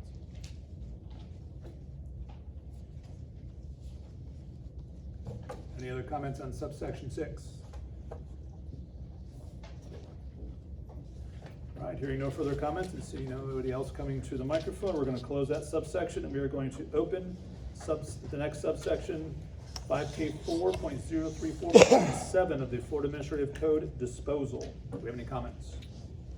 Austin Jones, Divine Wellness. I wanted to reference section 7A and also, sorry, I guess this is still A. So no, A and B. All right, so states that laboratory, and this is seems in current statute, but I wanted to comment on it and see if we can get some further clarification in framework here. So laboratory samples found to contain more than total delta-9 tetrahydrocannabinol concentration of 0.3 shall be disposed in accordance with 21 CFR. So, I wanted to see if we can get clarification here, even if it's just a statement that says that these practices have to comply with, federal law in regards to work in progress material. As I had stated earlier, currently the requirement is that there's a test done at the pre-harvest level and a test that is done on the hemp extract that is for retail sale. Manufacturers and processors and even cultivators that are holding material that's past that pre-harvest COA where the composition changes. I'd like to see some clarification that states that basically products that are work in progress adhere to federal guidelines and just because even raw flour that's past that pre-harvest COA and it's been sitting on that farmer's shelf for a couple of months or whatever it is, or that material is extracted and you have a full spectrum CBD, that full spectrum CBD is going to be higher than the threshold. It's going to have to be remediated. People, processors are going to have to be holding that material, and we need to have clarification on as well. And maybe this goes into penalty section, but there should be guidelines that law enforcement have to interact with the Department of Agriculture regarding investigations of suspected non-compliant material. So I just think there needs to be framework here that acknowledges kind of this elephant in the room that there are things that happen in between that pre-harvest COA and that retail product where people are holding product that's still in progress and needs to be remediated and they need to have kind of protections in place. Department of Agriculture should, confer this so that, local law enforcement jurisdictions, aren't able to harass manufacturers for what they feel is, maybe, cannabis, where Department of Agricultural, license, people are licensed for hemp, and law enforcement thinks there's a different situation going on. Hopefully we can see some, clearer definitions of, the framework about, the testing in the, middle area between, post-harvest and, final product production, so that, we can actually have an industry where, manufacturers can, process products that are made to industry standards. I appreciate the comments, and I think there's a lot of broad scope there and outside the scope of this rule, but we can take a look at it and see what's within the scope of the rule. Thank you.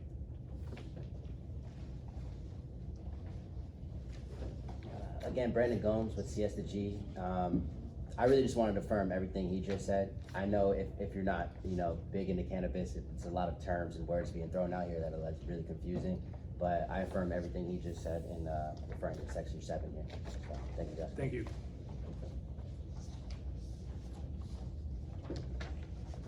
Shai Ortiz, CSG. I would also like to second or third what the gentleman had said. I don't think that the rules are specific enough, and I think that we should add language. Maybe he can provide something that would be understood within the threshold of what this rule will contain. Thank you. Thank you. Patrick O'Brien, Lawrence TV University. Quick question. Why the requirement for waiting, the request by email to the Department of Food Safety? Why would that be necessary? Because the only challenge I see with this is with all the farms we deal with, I mean, we're talking thousands of pounds. God forbid, with all the different phenotypes that they're growing currently, especially if they're growing from seed, and they have to sit on that product, the longer they're sitting on that product, waiting for permission or whatever it may be from you, and essentially they're having to report to you that they're doing this, they're essentially breaking federal law. So you're having them sit on product that they A, have to report to you, and B, they're waiting on product that could get them in a lot of trouble. You're referring to Paren A? I'm referring to both, yes sir, A and... Okay. So what the addition to A does is that just gives you an additional option to acquire 21 CFR 1317. That's all that does, is instead of sending you right to the gateway, you can also email us and we'll give you a copy of that. That's what that does. So it's not required to report or anything along those lines that you're about to destroy? It shall be disposed of in accordance with federal law. That's what. Okay, that's perfect. But it's not required to report it to you? So long as you're compliant if with you're the talking law. about cultivation, this is not a cultivation rule. Okay. That's a separate rule. Kind of gets a little gray because storage of flower is considered a product for you guys. So if they're sitting on that product, that does kind of, If you have any questions and have a product that might be in a gray area, feel free to give us a call. Cool. We'll get you to the right location. Beautiful. Just checking. Thank you. Austin Jones, Divine Wellness. I just wanted to comment again something that I had forgot to mention, Section 7A. Laboratory samples found to contain more than total delta-9 tetrahydrocannabinol concentration of 0.3% shall be disposed. So this is a really interesting issue, and I think that we really need to come together and figure out a method for standardizing lab tests. Currently, the statute provides requirements for testing at an accredited laboratory. Lots of us here, use laboratories that are within the state of Florida. When it comes to facilities that have accreditations, ISO accreditation, DEA certification, many of these facilities that have the same accreditations that are testing the same material on different equipment, their operators maintain different perspectives. We did an experiment actually back in 2020 where we sent one Delta 8 sample to 9 different ISO accredited institutions. We received 9 completely different results. There is no standardization. The other issue is that the state of Florida Department of Agricultural lab is not something where we can send test samples to as manufacturers. So really, say I send a test out to ACS. ACS says it's compliant, good to go, under 0.3. Then you guys send out Department of Agriculture and you pull a sample, you send it to your lab says it's hot. Well, which lab is right? What about when law enforcement goes out and they send out their samples to their labs and Department of Agriculture is not even involved because they're not even contacting Department of Agriculture to conduct investigations on licensed hemp manufacturers. So I think we need a standardization for testing or the opening up where manufacturers can send their samples to Department of Agricultural State Lab so that we can base our metrics, because there is so much variance, there's nowhere that anyone can know if their product is compliant or not. So if I could based on interrupt that. you, I appreciate where you're coming from, but way outside the scope of this rule here. Super So I important, I want appreciate it on record, if there's any rulemaking session where, or any other public comment period or anywhere that, you know, this can be addressed formally, there's so many elephants in the room. This statute is great, you know, we want to, you know, protect the children, and that's fantastic, but, you know, if we want to maintain hemp industry in the state of Florida, you know, we need to address these situations, or we have no idea if products are compliant or not unless the standard is maintained, you know, throughout the entire industry. I appreciate your position, thank you.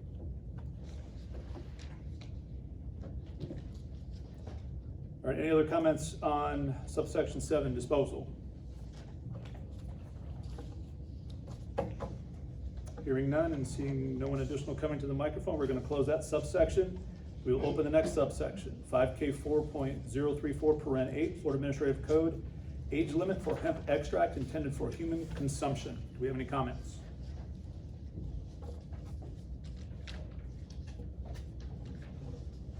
Hello, Patrick Schatzer again with Sunflora.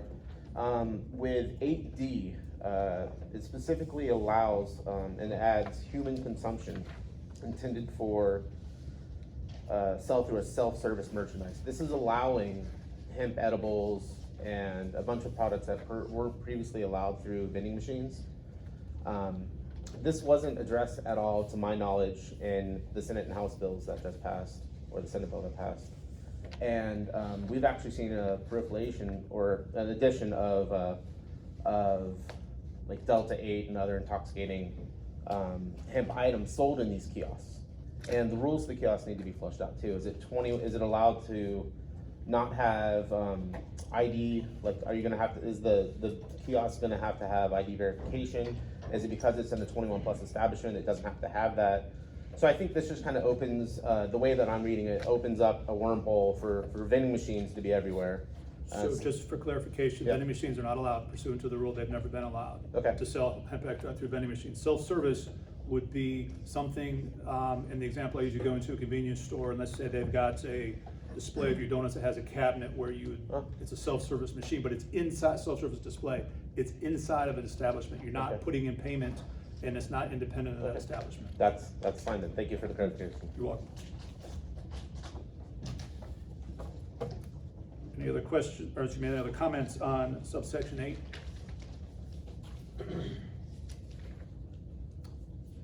Hearing none and seeing no one additional coming to the stand, we're going to open up our next subsection, 5K4.034 paren 9, Florida Administrative Code, advertising of hemp extract intended for human consumption.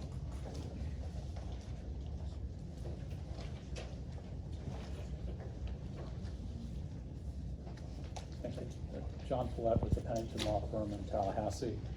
The material that we handed out and the material that I emailed indirectly comments on this section without reference to the section of the proposed draft rule, or the draft rule for this workshop. The materials from Vermont may provide some guidance on the marketing. But when you look at this particular draft rule in 9A and 9B, it presupposes that the marketing material is going to be in print or electronic form, but is not going to include any sound or other features.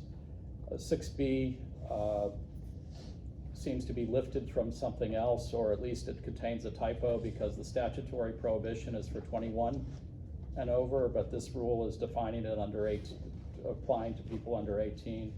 It would seem it should apply to people under the age of 21.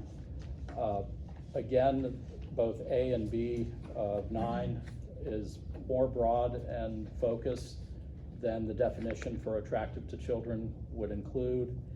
9A also has a section that says, in applying the rule, the department will look to the marketing of present and past commercially available branded products. I do not know and would have to ask if the department holds a compendium of that material or how that would be available to the public and to those individuals trying to assure that their marketing complies with this particular rule. There'd be no way to know without what the department is going to rely on when trying to apply the rule to an individual's marketing. So in the overall, if I may, rules 2, 6, 5, and 9 are dealing with very complex subjects. And we'd recommend that if the department is open to it, that you look at the section in chapter 120 that allows for negotiated rulemaking on these topics, so that you can bring members of the industry from the point of the farm all the way through the sale and marketing of the products, and therefore develop a set of rules that complies with the new statute changes and yet meets the requirements that you're trying to accomplish with these rules. And again, Mr. McCormick and other members of the industry will comment as well. Thank you.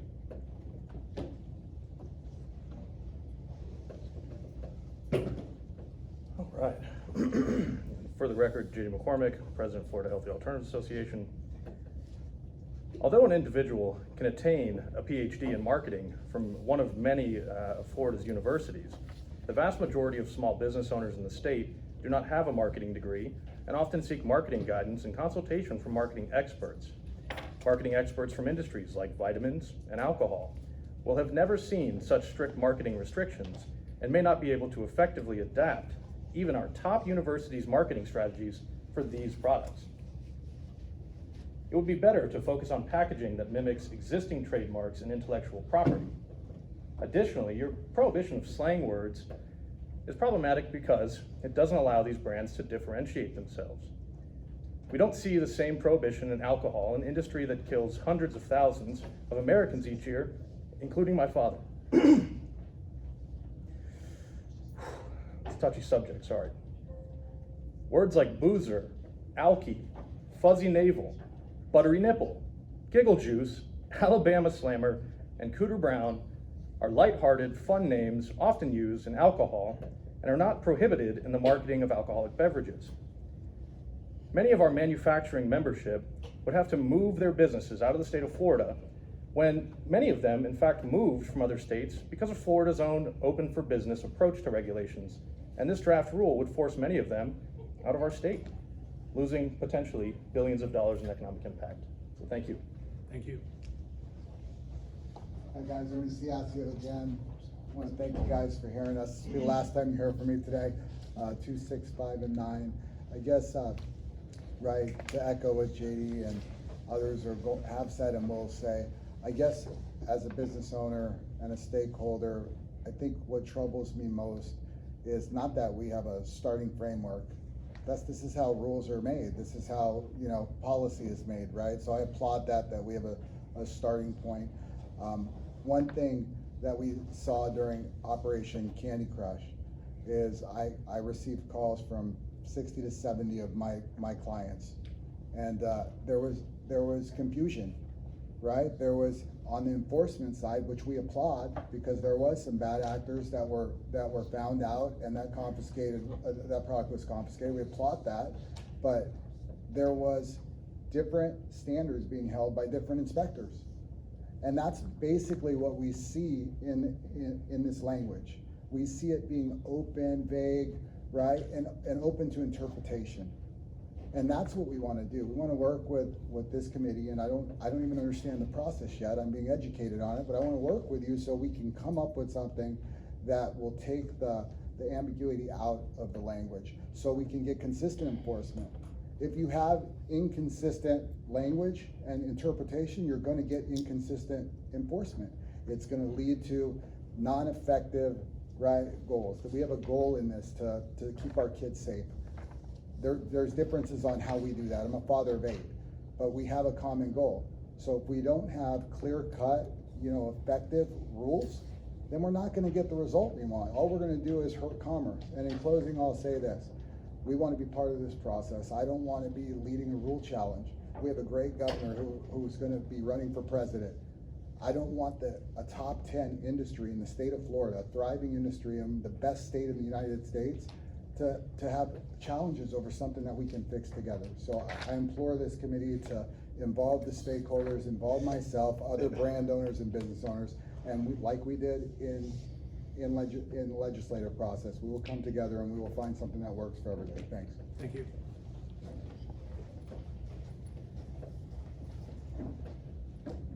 Hi, Liz Cassis again from Spectrum Packaging. So in paragraph 9A, I have the suggestion that you take out, where it says targets children is prohibited, take out everything after that, and then you can go back to leaving in applying this rule. And then in paragraph B, take out everything, keep in wording, and then change 18 to 21, and then take out everything after that, and then totally take out the number 2, totally take out that. And I just wanted to remind everybody that hemp cultivation dates back to colonial times in America, and let's protect the children without causing another witch hunt. Thank you for your suggestion. Jason, I did order that, but I mean, it shouldn't, I mean, again, the primary colors, words like similar images are too vague, it's too broad. I think all that should be taken out in the marketing. Obviously, you don't want it marketed to children, so maybe not go and license characters or something like that to infringe trademarks. But outside of that, it's just too broad, and there's no way for us to know what we can and can't do, and it would hurt the industry. So, thanks. Thank you. Hello, Thompson again. In regards to section 9, subsection B, I'd recommend striking out lines 2 and 3 and 4 as well, specifically for the reasons of if we're unable to advertise and let people know that this is an intoxicating hemp product or a cannabis product, that would kind of foil the attempt to inform either the consumer or parents that this could be something that is very dangerous. So I'd strongly recommend striking those items out. Thank you. Thank you. Hi, Barney Martin with Trulieve. There are a lot of unintended consequences potentially in language. We look at subsection A, I'm in the first sentence. Not allowed to use initialism or acronyms, if I'm reading that correctly. We've been calling this CBD, CBN, THC, HHC. That seems like that would essentially be out, if I'm reading this correctly. I think everyone's said this a couple times. There's a lot of unintended consequences that we might need to discuss with the people that actually do this on the ground every day, either the marketing or the actual printing, because that would make everything we do illegal. Thank you. Thank you. Patrick O'Brien, TV University again. I just want to go over what Michael already touched on here.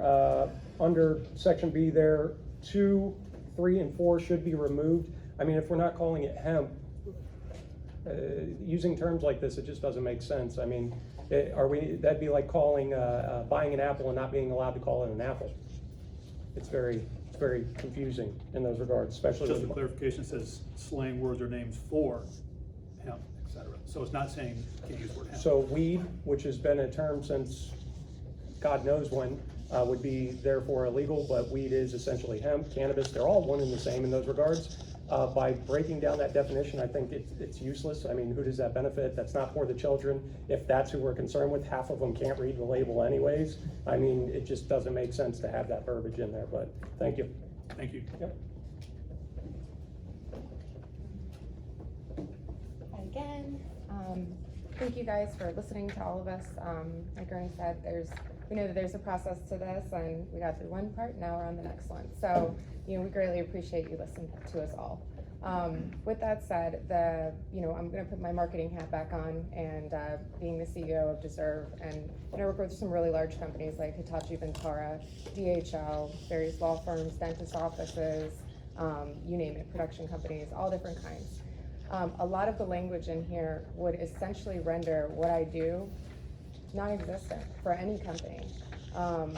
All the language that's used in section A for human consumption of children or advertising in a manner specifically targeting words, I mean, the whole area, you guys really throw yourselves into culture wars issues, not being able to,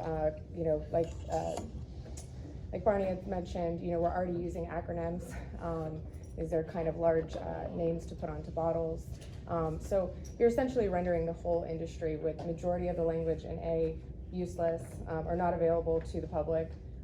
In section B1, I'm concerned about the language here and where it was initially taken from, considering that I'm sure everybody that participated in creating this was extremely conscious at the time. So knowing that this law just passed, it does concern me that there's 18 years of age, brightly colored packaging. Where did this exact language come from? I do have a question on that, but I also think it should be gone. Again, brightly colored packaging or certain colors, you guys start to conflict with ADA law and disabled folks. As far as number 3 goes, I think that you guys have a great start here as far as products that are already being put on the market, Sour Patch Kids, things that all those ugly pictures that were in that board meeting on the 16th that you attended, sir. Those are obviously, I don't think one person in here in this room agrees with those, and we're so happy that you got them off the market, because we're all good actors in this room, and we do care about what ends up in the the hands of children, which is why we're here.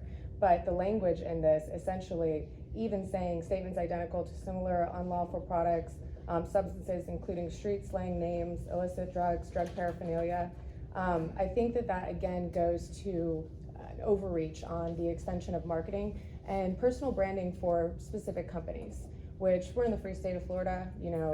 I just don't believe that we should be dictating how business owners run their business from that kind of personal standpoint or branding standpoint or mission or vision, whatever that case may be. You guys would essentially run the Last Prisoner Project out of Florida if all these words were here and they had to participate in this program. There's a lot of other businesses in Florida that use this kind of language and paraphernalia in their products, and you're just targeting a specific industry with this specific language. So I do believe from A to pretty much 4 should be completely reworded, maybe into a small 2-sentence, paragraph or something of that nature, but it does need to be removed. You guys are rendering almost every business owner, to include myself, out of business with that language. And lastly, I knew I actually included 4 in that, so that's all I got for you, okay? Thank you. Yeah, thank you guys so much.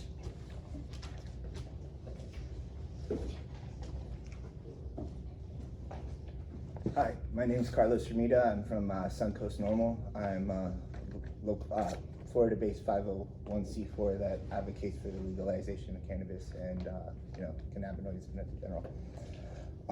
Section 9A, and I'll be quick. Thank you guys for hearing us and being patient with us. This is a confusing process.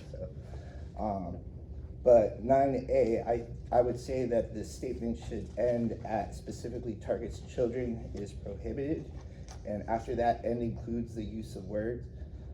Everything else should be stricken or striked out, however you say it.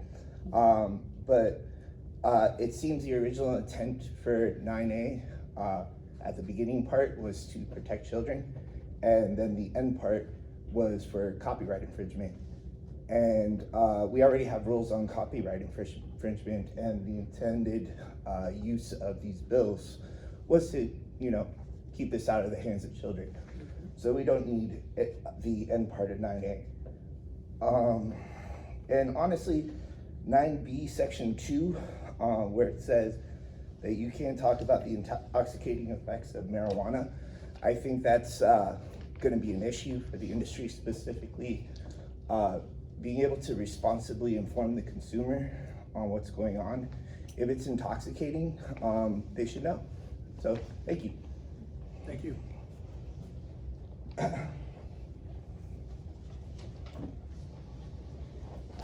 Brandon Gomes with CS2G. I just wanted to put on record that I remember the meeting on the 16th that I watched, that you were in, sir. A lot of the references that have been used for our industry and of the Delta 8 industry are black market products, and the bad thing about that is if we don't control what's going on right here, like referring to Section A, a lot of these black market products will continue to go into the, into our environment, and I think we need to take control of it. Everything that we're saying here with, Trulieve and Skittles and Delta 8 covered Skittles, nobody in this room is operating like that. Nobody is selling Trolleys.com come buy 1,000 milligram Trolley.com. You know, it's not going on. So there's a lot of good people in the room, a lot of good businesses in the room. I've seen for myself, and I think that we should all, you know, stick together and work together on getting this passed the right way. Thank you. Thank you.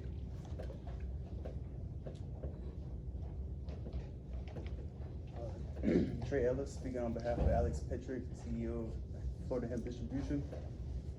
There are so many outrageous statements in these proposed rules, from banning colors to banning phrases of speech that will evolve faster than bureaucracy can follow, like mentioned in Section 9, Letter A, another clear violation of my First Amendment rights. And finally, I would like to conclude by stating my theory that most of these rules being proposed will be removed by a trivial lawsuit. They are intentional smoke and mirrors to rile up the hemp industry and distract us from the one sentence that redefines what hemp is. And thank you for hearing us out.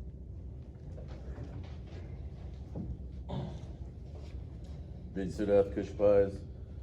Just want to reiterate Section 9A.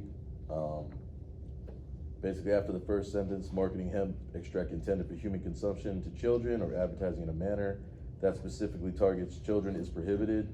Just put a period, full stop, and please strike everything after that. In Section B,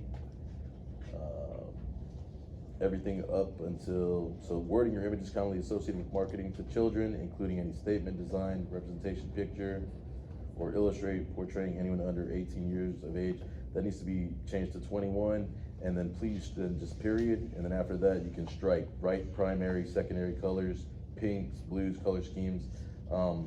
As the other gentleman stated, that is a direct assault on our First Amendment rights. Like the color schemes that we use, that is part of how we portray ourselves, how we speak, how we get people's attention, and to just go after pink so much. Like Barbie just came out. We're not selling to Barbie people, but I mean that's a whole movie that's all pink. And the fact that you guys keep saying pink notedly in all of these things is wrong. That's like, what do you guys have against pink? So I would like to take this opportunity to thank you guys very much for allowing us to be here. Maybe add a moment of levity there, but thank you for allowing us to be part of this. And you know, let's try to not undo all the work that we all put in for those 2 companion bills that already went through in our law, and now this is trying to change some of those things, you know, in a not right way. So we thank you, and we look forward to working with you guys more in the future on this. Thank you. Just to follow up on what he's saying, bringing up pink. Pink is a very important color to a select individual, a certain type of audience, cancer patients. My mother being stage 4 cancer for the past 8 years, she's actually in the hospital right now. And Anderson fighting for her life while I'm sitting here rewriting rules that shouldn't be written like this in the first place. But I digress. Pink should absolutely, for all the cancer survivors or anybody battling cancer, that's actually an insult to those individuals. So good point on the pink. Barbie, I guess, kicks ass too. Thank you. #1 for a reason. Right? All right, any other comments on subsection 9? Stefan Quartz with Mama Munchies. Just like the packaging requirements, same thing with marketing. I would, if and any of these regulations pass, I would like to see some sort of formal approval process similar to TTB, because let's say you come out with a commercial that you're spending $250,000. How do you know it's compliant? So some sort of formal process to get approval. Thank you. Thank you. Sorry, thought you got rid of me. Shy Ortiz over time. Now I'm just wearing my good old-fashioned me hat. You know, I'm Catholic. The color blue, I'm Catholic and I'm also Latin. Color blue is associated with a lot of different religious things for us.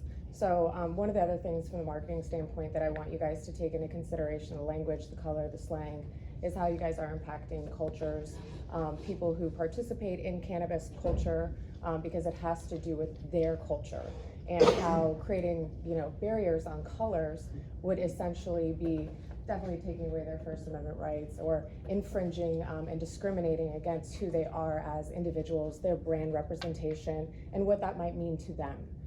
Cannabis is a culture, so it does mean a lot to a lot of people here in this room. For me, I have lupus, so it helps me every day of my life. It allows me to be up here. You guys will notice I shake because I have tremors. But you know, CBD, CBN, CBG, the acronyms really do help change my life. So just wanted to mention that again. When you guys are considering colors, just please look at the wider perspective of how it could impact people on a religious standpoint, from a race standpoint, sexuality, the whole 9 yards. Okay? Thank you. you. Any other comments on subsection 9? Hearing none and seeing no one further coming to the microphone, we will close that subsection and we will open our last subsection, 5K4.034, paren 10, Florida Administrative Code, penalties. Do you have any comments? Austin Jones, Divine Wellness. I wanted to call to attention Section E, the sale of hemp extract intended for human consumption. So we go, actually, sorry, let me rephrase. Section F, hemp extract sold, distributors sold in violation of this subsection is subject to Section 500.172. FSM penalties as provided in the section. Hemp extracts found to be mislabeled or attractive to children are subject to an immediate stop sale order. So I wanted to make sure that we have an addition that says that these license holders that are distributing these products are not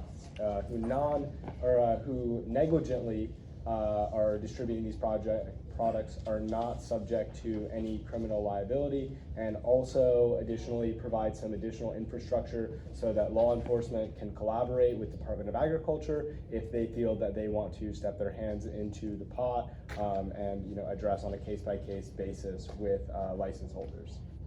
Thank you.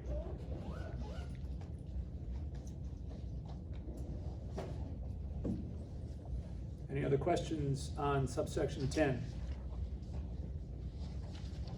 Hearing none and seeing no one further coming to the microphone, that will conclude our workshop for today. I do want to thank everyone for taking the time and the effort and the energy to come out and provide your comments. Very much appreciated.